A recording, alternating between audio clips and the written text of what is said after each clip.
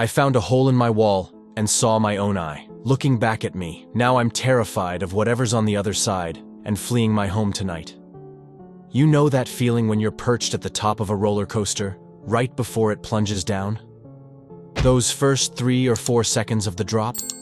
And, sure, you thrill seekers might swear it's exhilarating, but let's be real here. It's downright terrifying.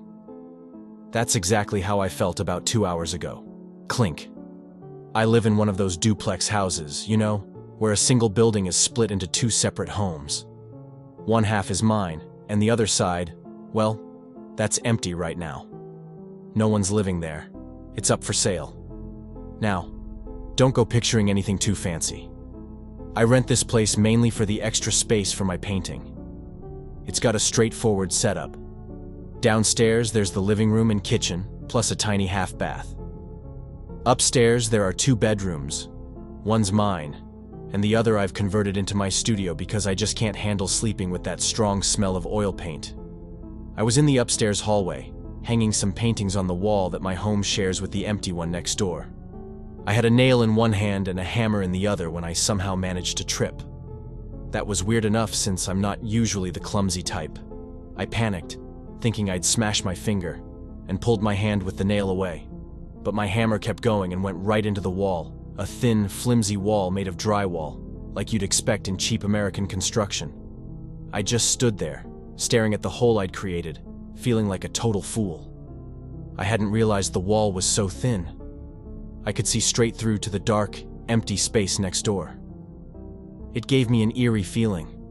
I already hated the idea of having no one living next to me. And that house had been on the market forever. And then, in that silence, I heard something move on the other side. First, I felt confused, then a chill of fear, and finally, a wave of disgust. Please, not rats. Anything but rats. Curious but cautious, I leaned closer to the hole, trying to see what was making the noise. I figured there had to be windows in that room, so it shouldn't be this dark. My mind was racing. How on earth had I managed to break through to the other side? I always thought when people said paper-thin walls, they were just exaggerating. I knew it wasn't the smartest move, but I found myself pressing my eye right up to the hole in the dusty, stale wall. Even if it was rats, that was hardly a sanitary decision. Those were the thoughts spinning in my head until they were suddenly interrupted. I jerked back, eyes wide, mouth hanging open, barely able to breathe. There it was, that roller coaster drop feeling. Because staring back at me from the other side was another eye. The house was quiet, but it wasn't the kind of peaceful silence I'd grown accustomed to since living alone. No, this was a different sort of quiet. A silence that seemed to have a life of its own. It felt like it was moving through the walls, and I was afraid it wasn't the only thing creeping around. Clink. How do I know it was me staring back through that hole? I've got a scar on my left eyelid. Got it when I was a kid. Walked right into a wire fence, lucky I didn't lose my sight. 2 hours ago, I saw that same scar staring back at me from the other side of the wall. My mind was scrambling for answers. It had to be a mirror. A damn mirror. Yeah, that had to be it.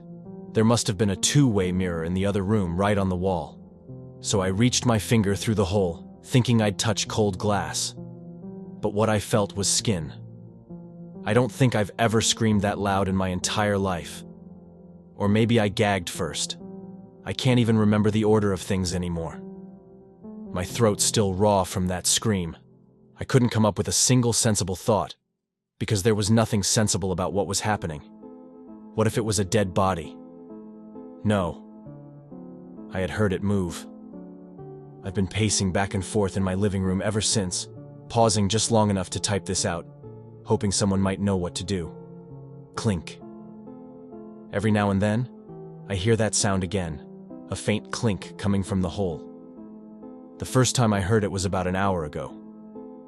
It was so quiet, almost like it wasn't there. But now, it's the same sound. Only it feels like it's grown louder, more piercing. I glance back at the wall, and I can see that someone or something on the other side is dropping pins through the hole onto my floor. Clink.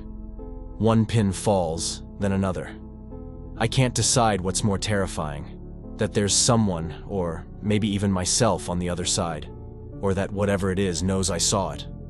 The wall is so thin, I worry that it might not hold.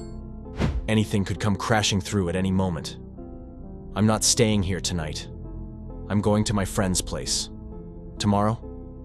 I've got no idea what I'll do. Wish me luck. As I zip up my bag to leave, I hear another clink. I turn around, and from the doorway, I see an eye peeking through the hole in the wall. I get into my car. I'm hitting post now. Then I'm starting the engine and getting out of here.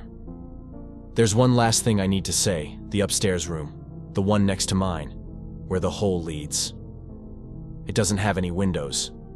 I have no clue what's in there or how long it's been lurking. And I don't even want to think about the fact that for the past year, I've been living right next to that thing.